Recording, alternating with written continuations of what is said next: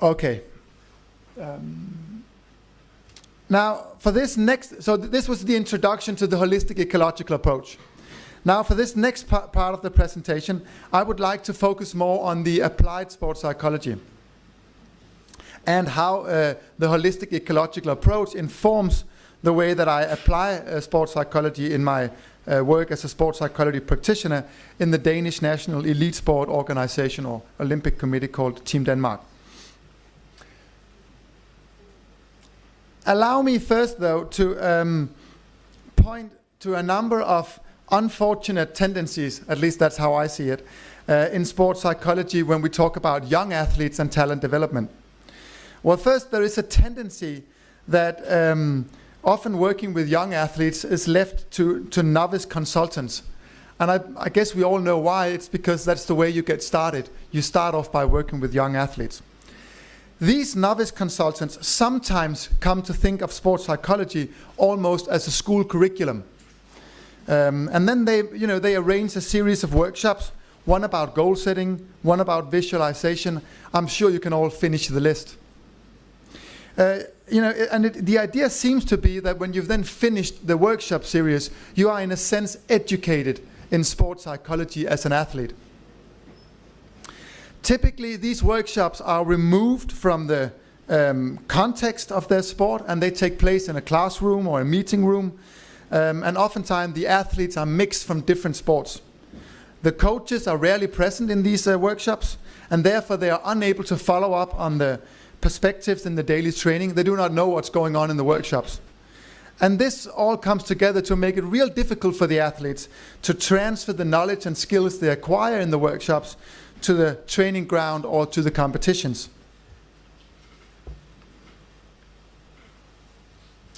See, in contrast to this, a practitioner who adopts the holistic ecological perspective will be guided by a number of principles in his or her work. First, the practitioner should acknowledge that the athlete is embedded in an environment and aim to conduct the interventions inside this environment rather than inside his or her office. Second, he should aim to involve the athlete's environment, and here I talk about coaches, managers, teammates, and so forth, as much as possible in the intervention. Third, he should not only work with the individual athletes, but actually even aim to optimize the entire environment around the athlete or the team. Fourth, he should take into consideration the team's larger cultural setting, such as national culture and sport-specific culture, and adapt his interventions accordingly. And finally, he's stimulated to see the athletes as whole human beings and support the development of a holistic package of psychosocial skills that will be of use for the athletes, not only in their sport, but indeed in other life spheres as well. In Team Denmark, for more than 7 years, we have worked from a coherent professional philosophy in the sports psychology team, inspired by the work of Arthur Poksvardovsky.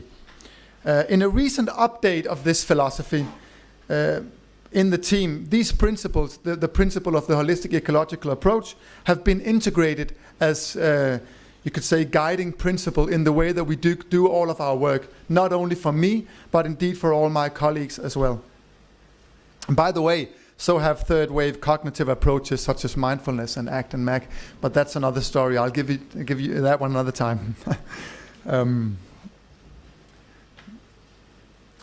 So, beyond delivering service inside the athlete's environment and including the environment in my efforts as much as possible, examples of this update of our professional philosophy includes interventions that are targeted at improving the integration of efforts in different parts of the environment.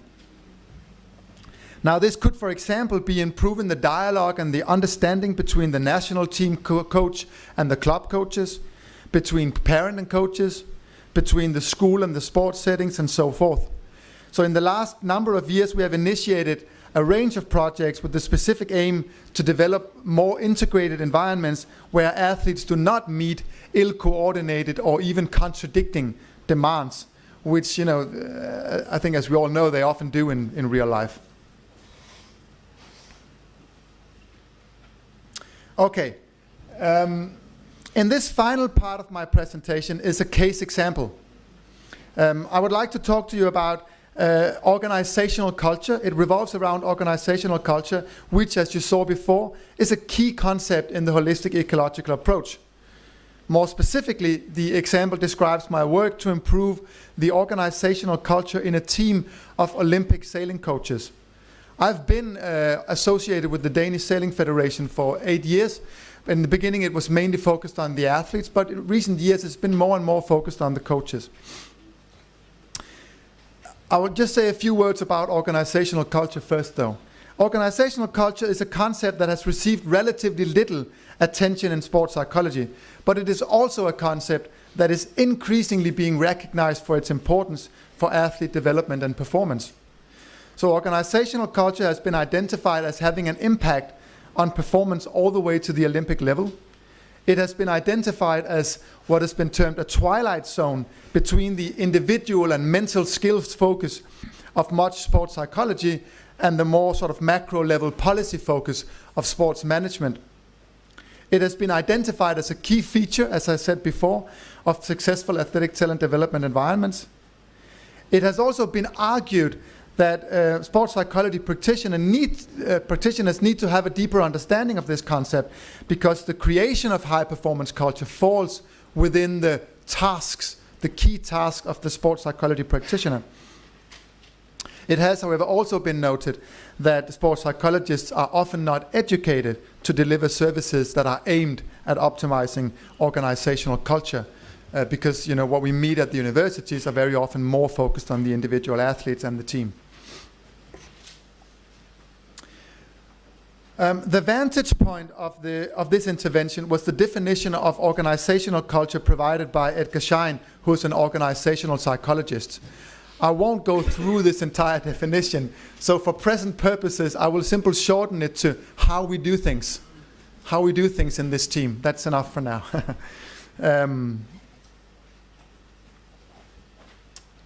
Okay.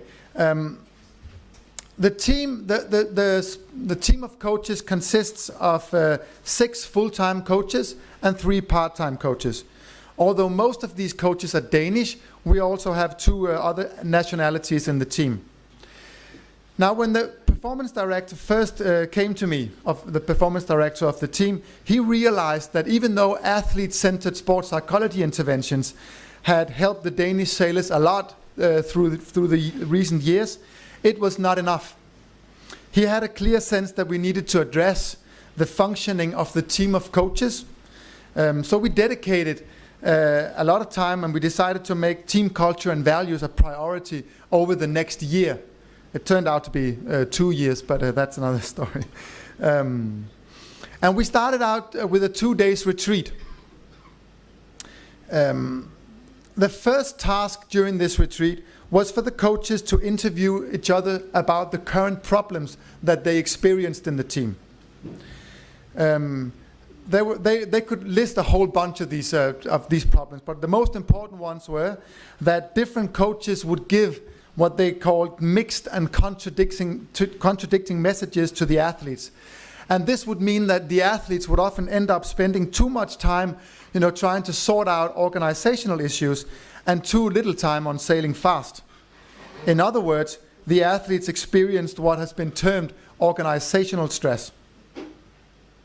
Another problem was that when one sailor's request was turned down, he or she would simply ask another coach, because he knew that they were most likely ill-coordinated, and if mom says no, dad may say yes.